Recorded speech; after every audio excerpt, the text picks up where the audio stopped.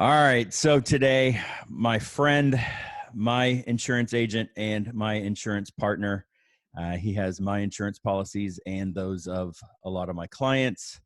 Alex.Barrera with Goosehead Insurance. How are you, Alex? I'm doing great, Aaron. How are you today? I'm good. I'm good, man. And we did this last year. We had the same conversation last year. We're going to do it again today. I think we're going to do this every single year because we are 32 days away from hurricane season starting, and a flood insurance policy takes 30 days to kick in, and there's still people out there that don't have flood insurance. Never hurts to get a little reminder, right? I've shared my story before with you. You know my story, but I was incredibly fortunate during Harvey to have flood insurance. One of the fortunate ones in my neighborhood that had flood insurance. Don't know what would have happened without it, but I ended up with roughly a $250,000 claim, and and it helped. Let's just say it helped. So, I'm sure. But there's still people out there that don't have it, and it is probably the best $500 a year that I spend.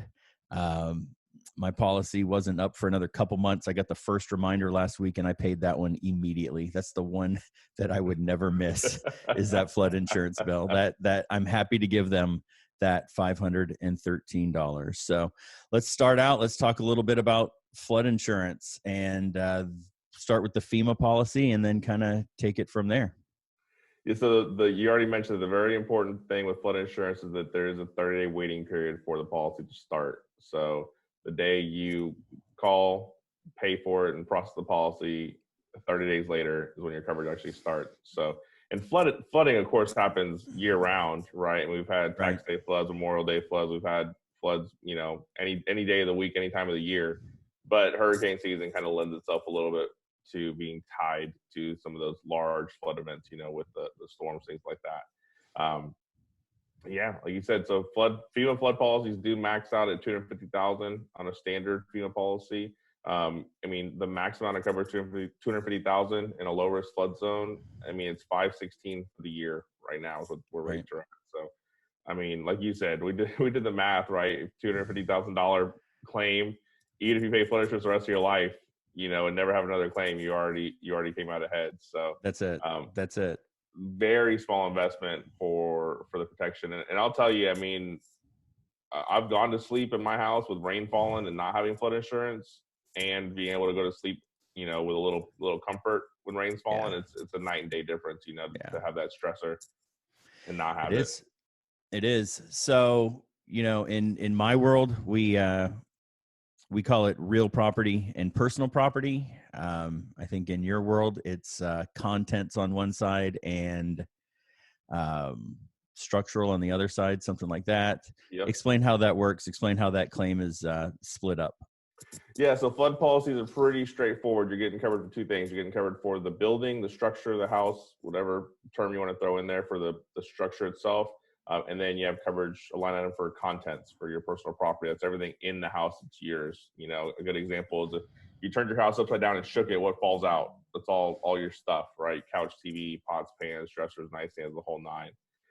So that's what your flood policy is covering is those two things. On a standard flood policy, that deductible for each of those is like $1,200, $1,250. So if you have only damage to the house, you can file a claim for just your house. You have only damage to your contents. Somehow, I don't know how that would ever happen. But, you have claim for your contents, but typically you're going to be filing a claim for kind of the whole situation, right? You're going to have your building getting fixed and your contents getting fixed or replaced. So they will give you up to 100 on the content side and 150 on the structural side, right? 250 on the house, 100 on the contents is max. There you go. So it's a total of 350 if you were to max the whole thing out. Mm-hmm. So what about people who that's not enough? The people who have houses much bigger than mine, people that are worried about a much bigger loss than mine. What's out there for them as far as private? So then we have two options there. One, you can still stick with FEMA and do what's called an excess flood policy. Basically, it's another policy you get, over and above your standard flood policy. or we can go to a private flood option. The main one that we work with is Neptune Flood, and they'll go up to, I believe it's up to 500,000 on your home. I think Gotcha. they may have just increased that, so it might actually be a little bit higher now. And they'll do, you can do higher amounts on your contents as well. You can go up to the same amount. You can add coverage for things like pools. You can add loss of use coverage if you want to get like your hotel or your apartment covered while your house is getting fixed. Just a little bit more coverage options. I will say most people when they're within that $250,000 range, most people tend to stick with the FEMA policy just for like kind of the comfort feeling, right, and the security there with FEMA. But when you do get above that private flood does become very nice to have. Yeah, exactly. And we're not looking at full replacement cost of the home. Most likely when you're replacing things in a home that's due to a flood, you're not going to the second floor. You're not doing a lot of other things. So you're not looking to replace the whole house. You're just looking to repair the things that were damaged with the flood. So, the odds of that getting up over 250, I guess it could happen, but for most people, the FEMA policy is good. And, I have used that policy, but I don't live in a flood zone. I think a lot of us don't live in flood zones. They haven't reclassified things. I still don't live in a flood zone, even after that. What happens to people that do live in flood zones? So you did not get remapped, which is good, but some areas did. I've seen it happen since Harvey. It took some time. It was probably about a year out. Some areas got remapped, but if you're in a high risk flood zone, so you don't get the preferred rates, you're not low risk, then what you need to look at is the elevation certificate for the house, and we use that to quote the flood insurance.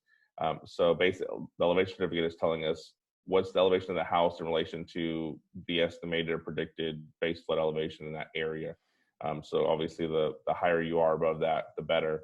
The lower you are below that value, then it gets a little tricky. But the elevation certificate is kind of like the key, right? The key to the gives us everything we need. It's what it does. There you go. It gives all the information we need. And they're going to find that elevation on the survey that they got when they purchased the home, right?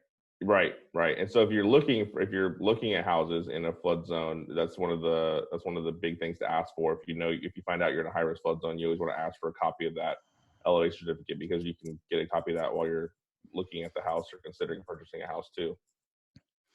So that covers the flood side of this, but it is hurricane season, and we haven't talked about wind, hail. We haven't talked about homeowners insurance. So I know that before I switched over to start using you guys, I had just sat with the same insurance policy for years and years and years, and I never bothered to shop it. And I think when we switched, I ended up saving, a couple $1,000s between my cars and my home. So for those people that haven't shopped their homeowners policy, now might be a time to do that as well. And can you get into a little bit some of the limits, some of the things that they're looking for when they look at an insurance policy? Yeah, there's two big things to consider in reference to going into a storm season like this. You want to look at the type of coverage you have on your house. Home policies can typically have either replacement cost or actual cash value. So when you talk about a roof replacement cost is going to pay what it costs to get that roof replaced. Actual cash value is going to take into account depreciation on that roof. So you can imagine you got a 10-year-old roof, it's been through a pretty good portion of its life. So depreciated value on that's going to be significantly less than what's going to cost to put a new roof on there. And then the second big thing is the deductible on your policy, because that's the portion that you pay for. So, if you have a $10,000 roof that needs to be replaced, there's a big difference from like a 1% deductible on your house, being like $2,000, for example, and a 2% being $4,000, right? So that out-of-pocket cost changes drastically with a deductible. And I think, especially here in Houston, 2% deductibles on wind and hail are very common. A lot of companies won't go below that. And I think a lot of people are kind of being told that's the only option. Like, oh, well, yeah, you have to do a 2% wind and hail. That's how it goes here in Houston. But I have a lot of carriers here in the area that will go to a 1% deductible on that wind and hail, which is the most common claim on your home insurance policy is a wind or hail claim. So being able to know your options on that is huge come claims time. And of course, you can't do it, retroactively. You gotta know what you're getting into when it happens, not after the fact. Right. So you bring up options, and that's one of the reasons that I work with you. It's one of the reasons that I send my clients to you. And I prefer to go with a broker instead of, for example, if you were to call a State Farm agent, you're going to get quotes on State Farm. If you call Geico, you're just going to get quotes on Geico. If you go with somebody like Goosehead, you guys are shopping around to over a dozen carriers, and you have options. Oh yeah. When I run quotes for a home policy, I mean, we're looking at 20 plus options, and then there's still some other specialty carriers we have for, like when you're talking about a beach house down on the seawall in Galveston, we have some other carriers that are going to be even more specific to that, to give us more options. But yeah, it's the power of choice, right? It's about being able to talk to somebody that's going to be on your side and helping you try to find out what works for you and what you need, as opposed to trying to, make what they have make you fit into what they have. Right. Right. So yeah, we're talking over 20 options on the home side, and on the auto side. Just real quick on the auto side, we have, Sure. I mean, all the big names, right? Safeco, Progressive, Travelers, things like that. A lot of our home carriers don't do auto insurance, but they will still give us a package discount if we have the home and the auto here in the agency. So I think the commercials make you seem like you have to go to one, you have to call the company that can do both the home and the auto with the same name. Right. But as long as we have it here in the office, then a lot of our companies are giving you the best deal they can on that. Yeah, and that's the situation that I ended up with. I have different carriers for home and auto, but bundled together, I still ended up saving a ton of money. So right. There you go. Well, thanks, Alex. I appreciate it. We'll do this again next year. Another annual reminder of everybody. You got 32 days to call Alex, and actually you have 2 days to call Alex. If you want to you have 2 days to call Alex if you want to have your flood insurance in place by the beginning of hurricane season. So appreciate it, Alex. I will share your information to everybody. Make sure they have your phone number, your email address. And we just want everybody to have flood insurance. That's it. We want everybody to have flood insurance. We want everybody to have a good time. We want everybody to have be safe, and be happy, and have a good time. That's all it is. That's it. Well, I will talk to you soon, man. All right. Thanks for having me, Aaron. We'll do it again next year. You got it.